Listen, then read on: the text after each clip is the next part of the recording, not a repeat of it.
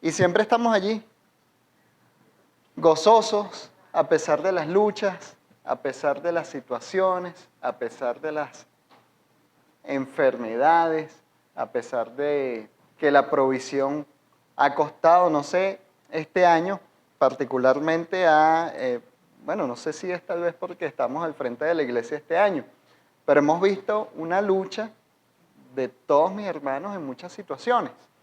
Pero también vemos el gozo de los hermanos en esas situaciones. Particularmente he tenido mis situaciones duras y difíciles este año, pero uno está gozoso. ¿Cómo se explica eso entonces, verdad? Solo se explica porque somos cristianos y vivimos para nuestro Señor Jesucristo, ¿verdad? Esa batalla, ese día a día, creo que no solo de nuestro quehacer diario, bien sea en los estudios, los que estudian, bien sea en el trabajo, los que trabajan, bien sea los que están padeciendo alguna situación de enfermedad en sus idas al médico, sino que también es espiritual, ¿verdad? Esa guerra con tantos ataques del enemigo para nosotros, para la iglesia. Hemos visto situaciones, ¿verdad? Depresiones, ataques, los dardos del enemigo a cada uno de nosotros, ¿verdad? Durante este año. Hemos visto esos dardos aquí en la iglesia. Ha sido este año un año de transición con 3 pastores, con nuevos líderes en los ministerios, en las alabanzas, en las damas, en los caballeros, en lo deportivo. Todas esas transiciones traen sus movimientos y como habíamos visto en algunas prédicas, eso tiende al desorden, ¿verdad? Y allí pueden haber ciertos roces o, como pasó ahorita, nuestro hermano nos gozamos que está poniendo el Gloria por primera vez y bueno, lo puso en rap.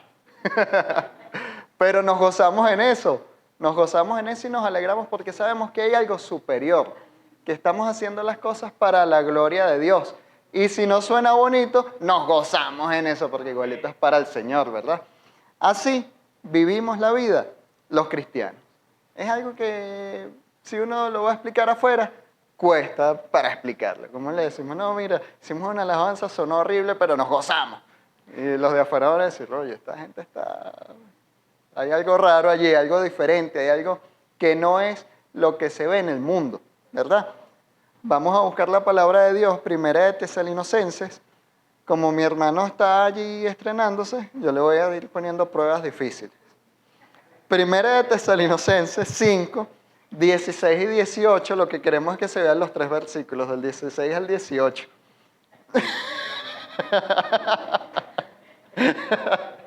Es que cónchale, eso la pusimos difícil hoy. Bueno, por eso empecé con toda la introducción de que nos gozamos en los errores, en las pruebas.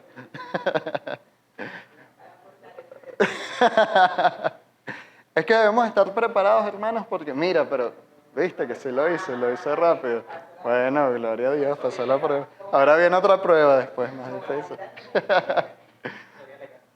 Mira, pero es que la palabra de Dios dice eso, estad siempre gozosos. Y aquí estamos gozosos, hermanos, en medio de la prueba que pueda tener cualquiera de ustedes en este momento. Si estamos aquí, es porque estamos gozosos y queremos venir a honrar a nuestro Dios, a darle gracias, a compartir con los hermanos y a ser edificados. ¿Qué dice el segundo? Orad sin cesar.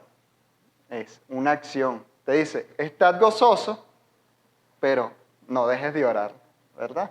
Ya vamos entrando en hilo y en materia. Dad gracias en todo. Tercera instrucción que está allí. Entonces, estoy gozoso, oro y doy gracias en todo. Porque es la voluntad de Dios para con vosotros en Cristo Jesús. Lo decía mi hermano antes de la oración, ¿verdad? Que tenemos que pedir, pero según la voluntad del Señor, ¿verdad? Y allí nos está diciendo, fíjense el tercer versículo, allí es justo el 18, donde dice, dad gracias en todo, porque es la voluntad de Dios para con vosotros en Cristo Jesús. Entonces, parte de la voluntad de Dios es que seamos agradecidos, que demos acción de gracia. Entonces, fíjense, hermano, cuando hablamos allí de que estemos siempre gozosos, estamos hablando de una emoción. El gozo, para como lo entiende el mundo, es una emoción. El gozo hay una definición por aquí de gozo que no la encuentro, pero es como un sentimiento de alegría intenso. Un sentimiento de alegría intenso, ya lo vamos a ver. Generalmente las emociones, ¿cuál es la diferencia, para empezar por allí, entre una emoción y un sentimiento? La emoción es una reacción del cuerpo ante una situación, ¿no? Cuando uno está enamorado y ve a la muchacha que uno le gusta, uno le da unas cosquillitas en el estómago. Eso es una emoción. Cuando alguien me hace algo que me desagrada, yo generalmente me da una no sé qué.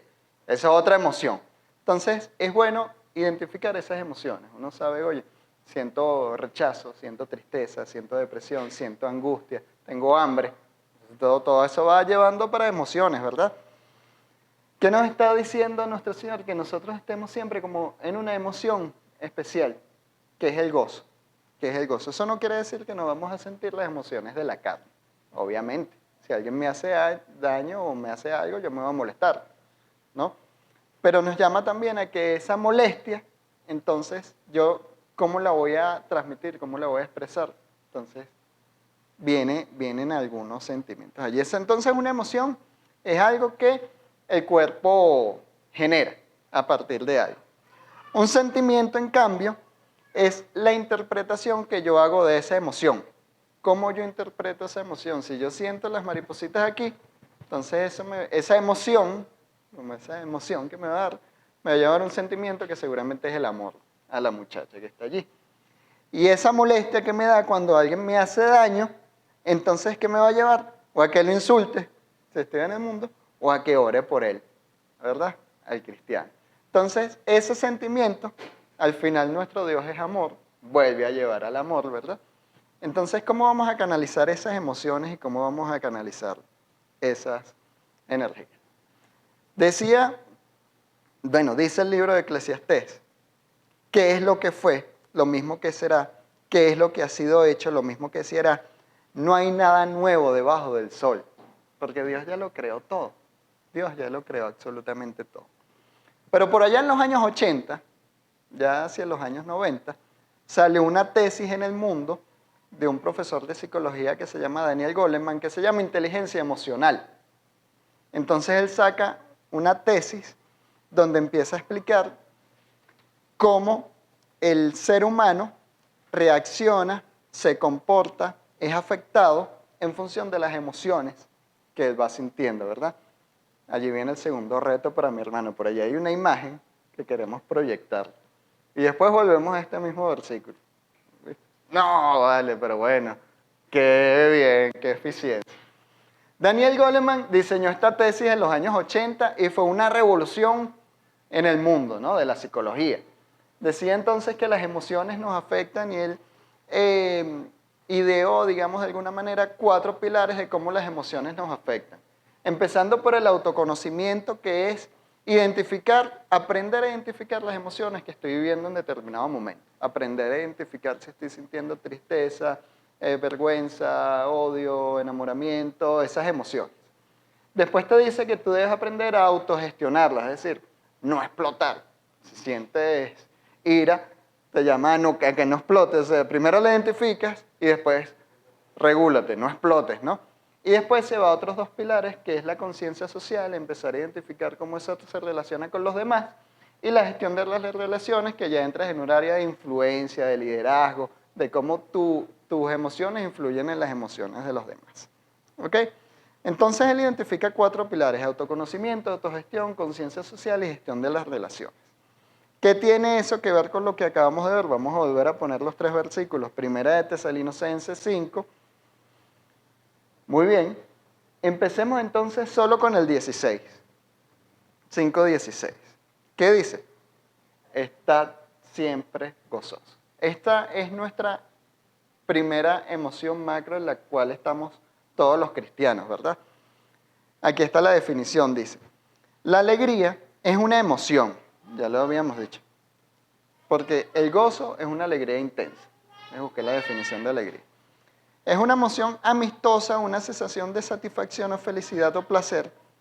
La alegría es producida normalmente por un suceso favorable que suele manifestarse con un buen estado de ánimo. La satisfacción da tendencia a la risa o a la sonrisa.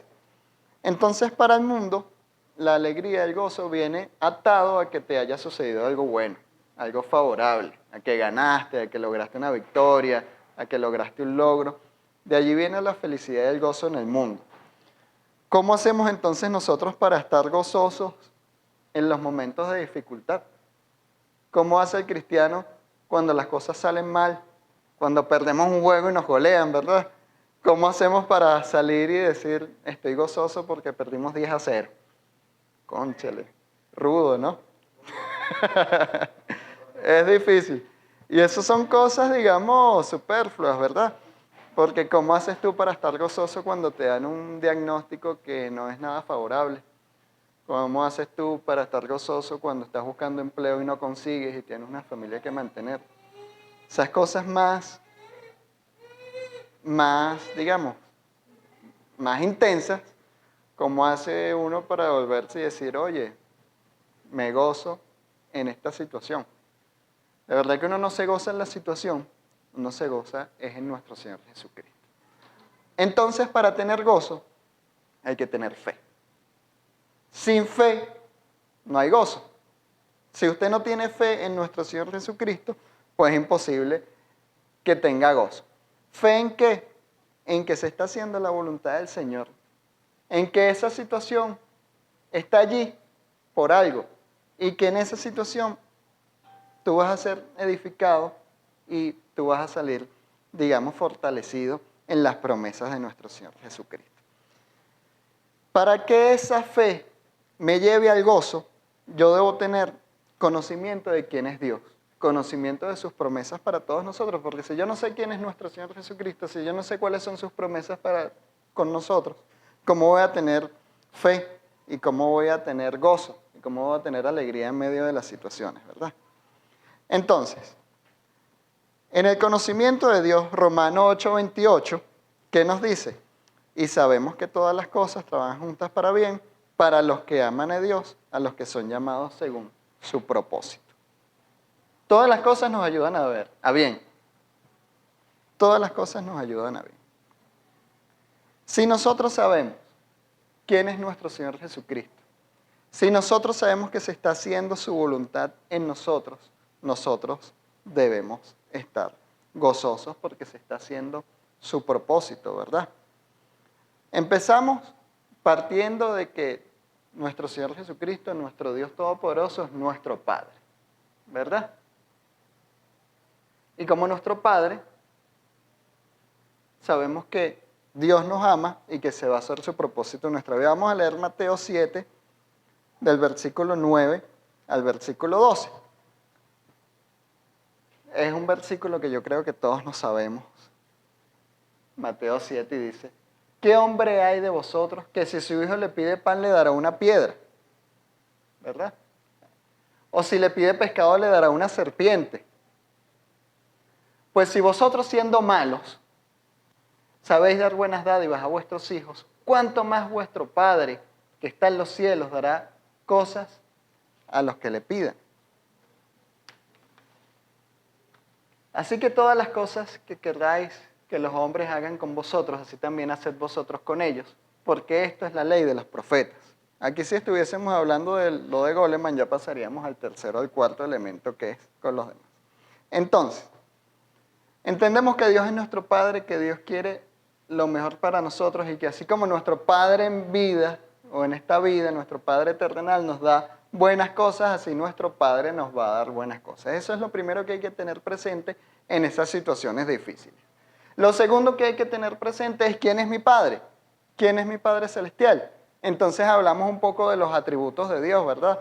Primero, Dios es santo. Dios es santo. Si yo estoy seguro que Dios es santo, la santidad habla de la majestad de nuestro Dios, habla de su justicia, habla de su rectitud. Si yo sé que Él es mi Padre, en medio de esa situación que parece adversa, que parece difícil, ¿qué puedo esperar yo? Que voy a salir fortalecido de ella. Si yo entiendo que Dios es eterno, entiendo que sus promesas, tal como lo vimos el domingo anterior, para con Abraham, con Isaac, con Jacob, están presentes ayer, hoy y mañana, entonces mi gozo empiece a tomar un poco más de fortaleza, ¿verdad? Me empiezo a acordar de todas esas cosas. Tercer lugar, entiendo que Dios es omnipotente. ¿Qué quiere decir eso? Que es todopoderoso, ¿verdad? Entonces, cuando entiendo que Dios es todopoderoso, entiendo que Dios está en control de toda la situación, que no es que me agarró el enemigo y me anda zarandeando por allí, sino que yo entiendo que quien está en control de la situación que yo estoy viviendo es mi Dios, es mi Señor Jesucristo, es mi Padre. Entonces yo, en esa fe, en ese gozo, en esa convicción, empiezo a gozarme en esa situación, ¿verdad? Cuando yo entiendo que Él es omnisciente, que Él todo lo sabe, que Él todo lo maneja, que la palabra dice que hay cosas que yo no voy a entender y por lo tanto no ando haciéndome preguntas que no me debo hacer, sino que simplemente por fe estoy confiado y por esa fe y confiado estoy gozoso, entonces me sigo gozando en el Señor. Cuando entiendo que Dios es amor, cuando entiendo que Dios es inmutable, que Dios no cambia, que todo el tiempo es amor, que todo el tiempo nos va a amar, que todo el tiempo va a cumplir con esas promesas, yo estoy más gozoso en esa situación. Y cuando por último me acuerdo que Dios es omnipresente, que está conmigo todo el tiempo, tal como se lo prometió a Jacob, que estaría con él donde fuera que vaya, y yo sé que soy coheredero de esas promesas por nuestro Señor Jesucristo, y yo sé que donde esté parado Dios está conmigo. Entonces en ese momento es donde yo sí, con convicción, con fe, con certeza, digo, me gozo en el Señor en esta situación de dificultad. Hasta ese punto, entiendo por qué tengo razones suficientes para estar gozoso. Hasta ese punto entiendo por qué estuvimos en el sepelio de nuestra hermana Rosita la semana pasada y había gozo en esa situación, ¿verdad? Pero es que eso solo lo entendemos los cristianos. En medio de esa tristeza había gozo. Y una de sus familiares, una señora de las más mayores, pues estaba gozosa. Creo que mi hermano estaba predicando que muchas moradas tendremos y la señora le dijo, y no hay que pagar alquiler, ¿verdad? Estaba gozosa. O sea, en medio de la situación, ella estaba con esa convicción de que iba a ver a su hermana pronto, ¿verdad? Pues que es la fe, la certeza de lo que se espera, la convicción de lo que no se ve. Entonces, sin fe en nuestro Señor Jesucristo, punto número 1, sin conocimiento de quién es nuestro Dios, es difícil que uno tenga gozo en esas situaciones. Gloria a Dios por todos nosotros que sí entendemos esas promesas, que sí entendemos quién es nuestro Dios, que sí recordamos que cuáles son sus promesas para todos nosotros, entonces podemos estar gozosos en esa situación. Siguiente versículo entonces, mi hermano. Primera de Tesalonicenses 5, ahora viene el 17, ¿verdad? Segundo versículo. ¿Qué nos llama entonces? Nos llama orad sin cesar. Es un versículo allí puntual, directo y conciso. Orad sin cesar. ¿Qué sucede? Estamos en esa situación de dificultad, ¿verdad? Estamos en medio de esa situación. Sentimos esa emoción que a veces nos llama a alejarnos del fruto del Espíritu Santo, porque uno a veces como humano, bueno, uno vive en la carne, y la carne es débil. A veces en una situación a uno le viene el impulso de actuar según la carne. Dígame uno manejando, a mí a veces se me sale la carne, pues, manejando. Cuando un carro se atraviesa, cuando un semáforo, alguien se come el semáforo y casi causa un accidente, a uno le provoca bajar la ventanilla y decirle 4 cosas que no son del Señor. En ese punto es donde nos acordamos aquí, orad sin cesar. Señor, gracias Señor por este individuo que se acaba de comer ese semáforo. Porque es que, bueno, ya estamos viendo. Entonces aquí es donde nos empezamos a diferenciar de esa tesis de Daniel Goleman que decía que tú tienes que autorregularte. Porque es que autorregularse es imposible. La única forma en que los cristianos nos podamos autorregular es regularnos en nuestro Señor Jesucristo, en la palabra que está aquí. Amén. En una fuerza mayor, infinitamente mayor que la nuestra, porque es que allí es donde creo que el mundo se estrella en la autorregulación dependiendo de uno mismo.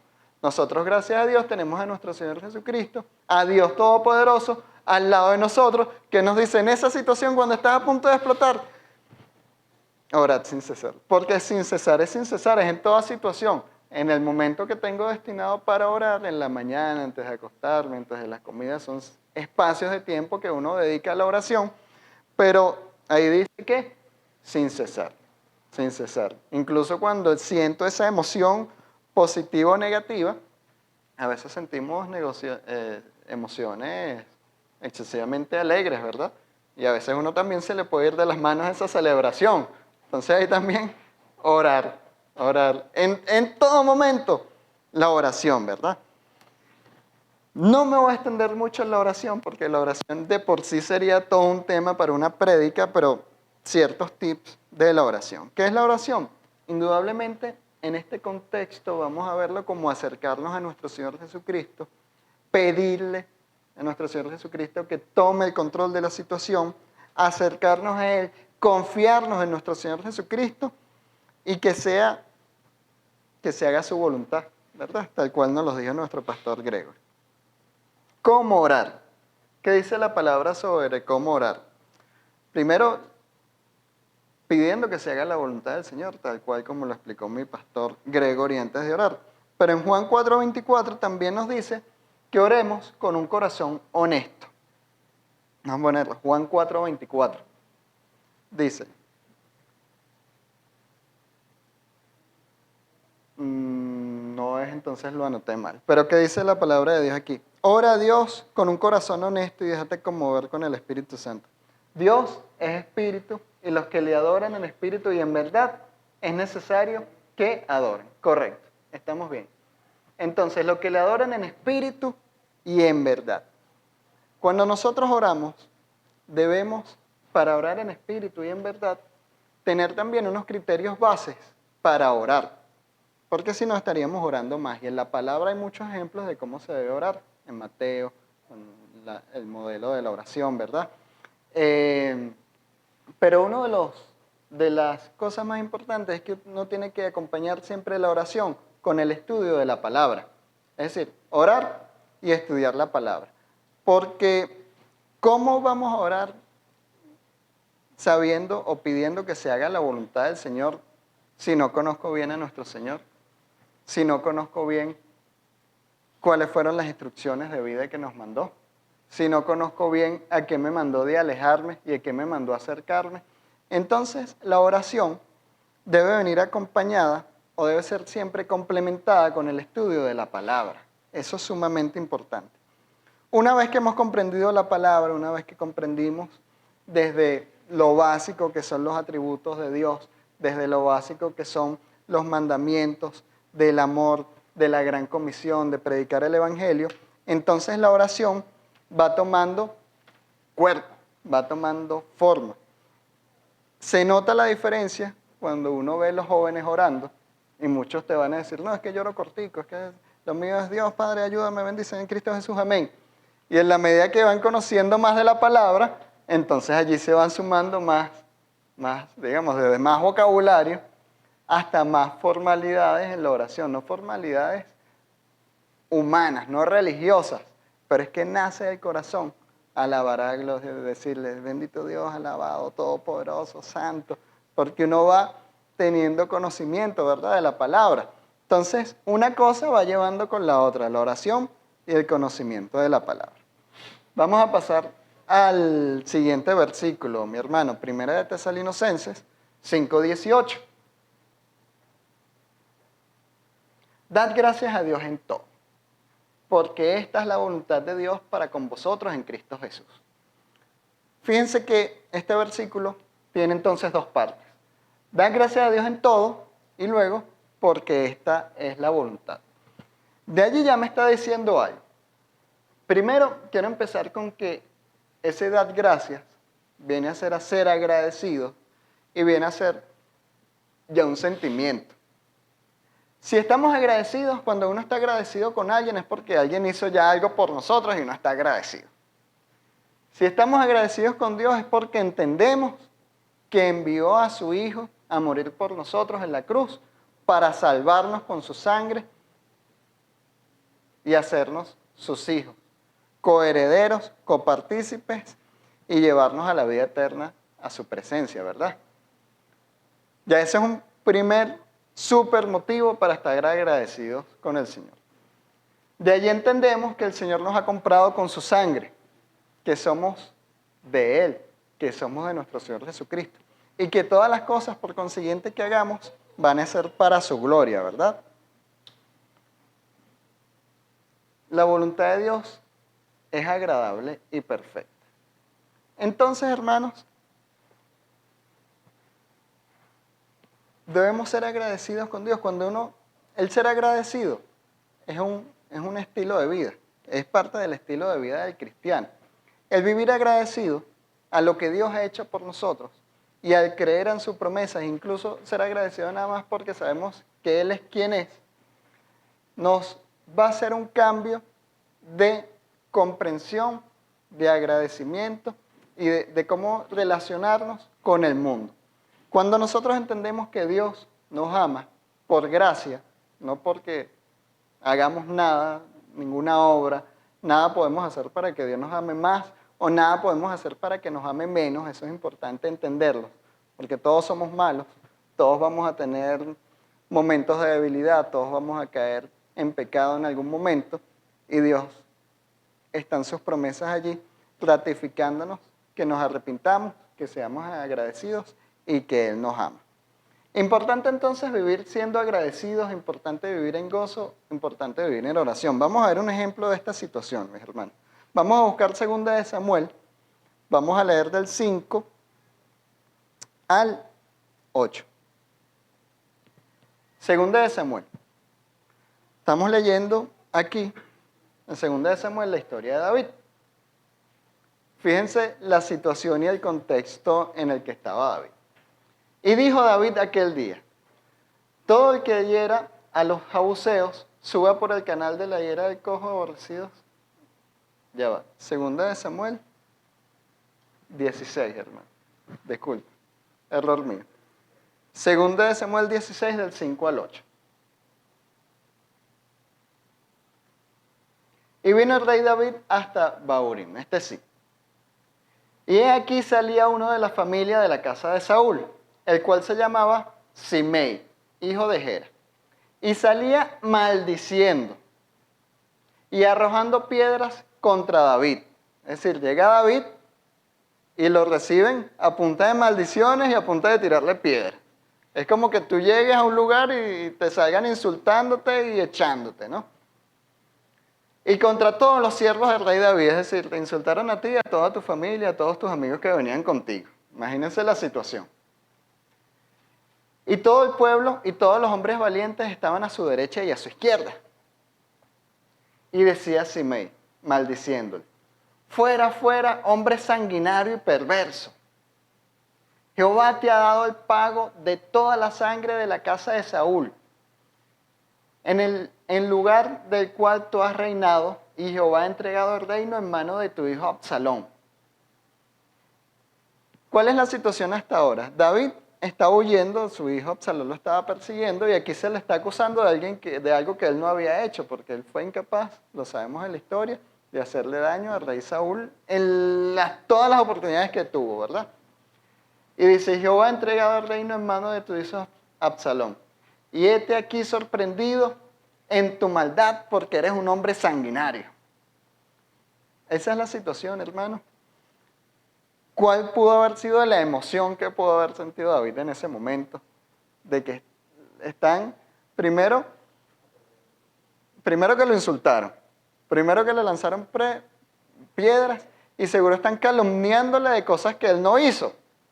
Ahí es donde cualquiera de nosotros dice, conmigo no te metas. Y bueno, casi como a uno le provoca decirle a mucha gente en la calle. Pero vamos a seguir leyendo los versículos siguientes.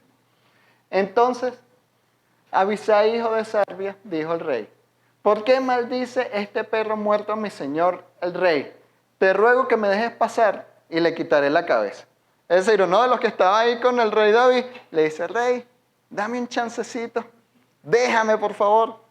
Y yo le quito la cabeza a ese que te está maldiciendo, ¿verdad? Es decir, sintió la emoción de uno de que déjamelo aquí, que yo lo agarro, ¿no? Esa es la emoción que sintió. Pero no la que sintió el rey David, ¿verdad? Sigamos leyendo. Y el rey respondió, ¿qué tengo yo con vosotros, hijos de Sarbia? Si él así maldice, es porque Jehová le ha dicho que maldiga a David. Si él me está maldiciendo, es porque Jehová le dijo que me maldijera, dice él.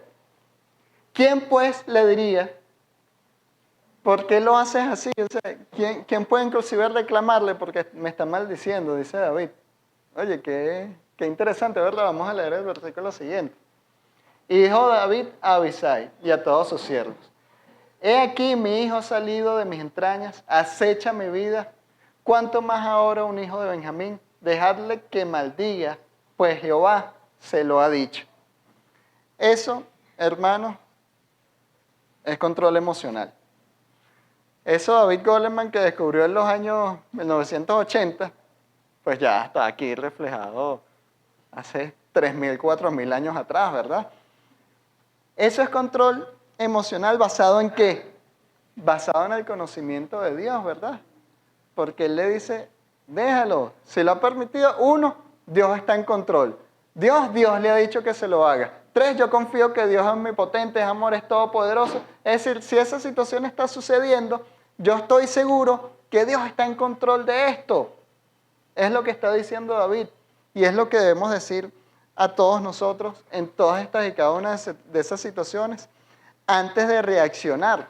David estaba pasando por un momento sumamente difícil, su mismo hijo lo estaba persiguiendo, llega para colmo y lo insulta, y uno de sus amigos le dice, déjame que le voy a quitar la cabeza. Él le dice, vamos a relajarnos todos, Dios está en control. Si esto está sucediendo así es porque Dios lo ha permitido, y no lo dice allí, pero estoy seguro que lo está pensando, que esto va a ser de edificación para todos y cada uno de nosotros, porque es la voluntad del Señor y así lo está diciendo Él. Hermanos, Proverbios 29:11, ¿qué dice? Proverbios 29:11. El necio da rienda suelta a toda su ira, mas el sabio al fin la sosiega. No está diciendo que no sienta ira, ahí no dice eso, ahí dice, vas a sentir ira, pero no vas a darle rienda suelta.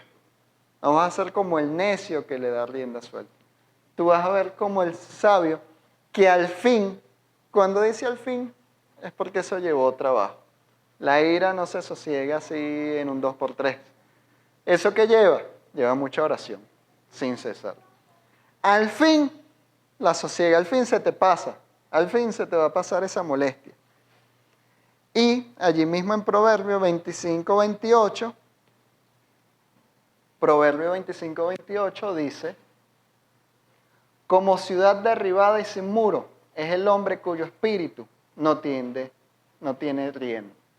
Es decir, como una ciudad sin muros, como un ser indefenso, como un ser que todo el mundo te va a dominar, todo el mundo te va a influir, todo el mundo te va a de alguna forma a controlar, si tú no tienes control de tus propias emociones, es lo que está diciendo allí. ¿Para qué vamos a tener control de nuestras emociones? Para hacer la voluntad del Señor, ¿verdad? Eso es fundamental. Parte del gozo, el gozo viene, a fin de cuentas, por hacer la voluntad del Señor. Si no estamos haciendo la voluntad del Señor, no va a haber gozo al final. Hay una situación de guerra en Gaza, todos la sabemos. Es una situación de guerra de la cual no se veía, creo que nunca se había visto una guerra de la magnitud que la estamos viendo ahorita.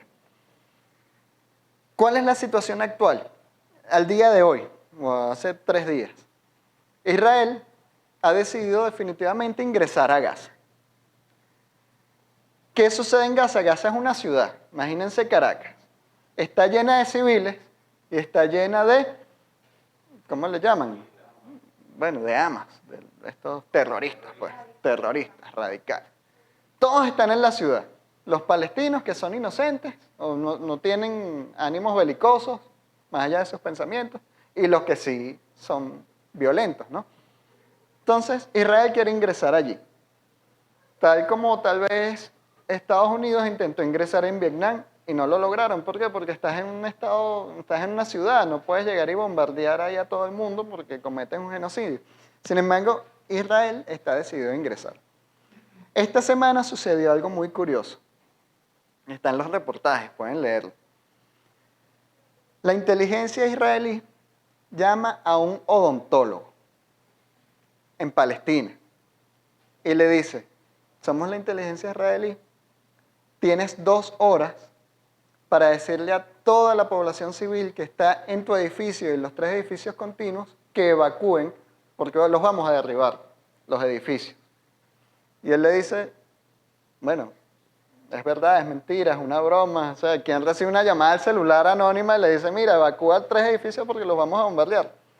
Entonces él hace caso y sale a gritar. Sale a gritar, evacúen el edificio, sálvense porque los van a bombardear.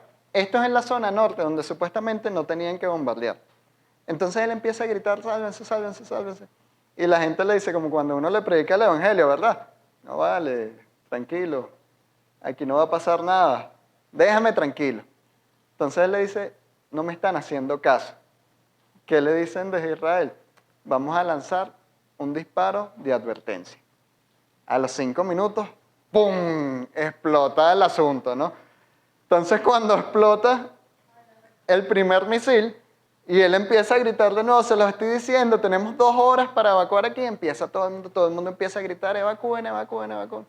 Bueno, al final todo el mundo le hizo caso, se desocuparon los 3 edificios y efectivamente a las 2 horas derribaron, no quedó nada en los 3 edificios, no quedó nada. Cuando no queda nada, vuelve a recibir otra llamada y le dice, te damos otras 2 horas porque vamos a derribar 20 edificios más abajo. El hombre, bueno, el control emocional del hombre, él dice que no sabe por qué lo llamaron a él es un simple odontólogo, pero lo tomaron en esa misión y tuvo el suficiente control emocional de hacer lo que era la voluntad de la persona que estaba llamando en ese momento. Y efectivamente logró evacuar los 20 edificios, los llevó todos a la Universidad de Palestina que estaban allí, derribaron los 20 edificios y no falleció ni uno solo. En teoría dice la noticia, no lo sé. Pero él dice que efectivamente todos los que estaban en los edificios se salvaron, incluyendo una ancianita que vivía en el penthouse y no había ascensor y tuvieron que subirla y bajarla, les dio tiempo para todo. Gloria a Dios por eso. Pero hermanos, ese reportaje cuando lo estaba leyendo, lo asimilé mucho a la Gran Comisión, ¿verdad? Nosotros ya recibimos esa llamada con ese mensaje. ¿Qué te dice? Anda y predica el Evangelio a todas las naciones, porque el Señor viene pronto, ¿verdad? Para que salven almas. Y así como ese odontólogo, entonces tenemos que salir nosotros a hacer la voluntad del Señor en todas esas situaciones que se nos presentan. Yo creo que todas esas situaciones difíciles que se nos presentan es porque el Señor nos está preparando para ser más fuertes y salir a predicar ese evangelio con más fuerza, ¿verdad? Con más poder. Lamentablemente nosotros no le podemos decir, lánzanos un tiro de ayuda, de advertencia para que la gente se asuste, ¿no? Pero hay que predicar el evangelio. ¿A dónde llegué? Al gozo que sintió ese odontólogo, porque al final fue utilizado y fue de bendición para muchísimas familias. Hizo la voluntad de lo que le estaban pidiendo y sintió un gozo al final. Yo creo que al final ese es el gozo que nosotros como cristianos vamos a sentir también. Si hicimos la voluntad del Señor, si amamos a nuestro hermano, a nuestro prójimo, y si predicamos el evangelio y dimos frutos y salvamos muchas almas, pues ese es un gozo. Más allá del gozo situacional de cada situación, ese va a ser un gozo magnífico, ¿verdad? Un gozo eterno cuando estemos en la presencia de nuestro Señor Jesucristo. Y de ñapa te den unas coronitas por allí, ¿verdad? Amén. Bueno, vamos a finalizar, hermanos, orando. Bendito Dios, Padre Celestial, te doy gracias, Señor, por tus bendiciones, Señor. Te doy gracias por tu palabra, Señor, por tu sabiduría que está en tu palabra, Señor. Te pedimos que nos continúes bendiciendo a nosotros, a todos los hermanos que se congregan en nuestra iglesia, Señor, a su familia, Señor, que seas tú bendiciéndolos en cada situación, Señor, difícil por la que estamos atravesando cada uno de nosotros, Señor. Ayúdanos a tener esa fe, esa fortaleza, Señor, esa convicción que sabemos que tú estás en nuestro lado, Señor, que somos coherederas de tus promesas, Señor, y que tú has prometido estar a nuestro lado en cada situación, Señor. Bendícenos, Señor, te lo pedimos en Cristo Jesús. Amén.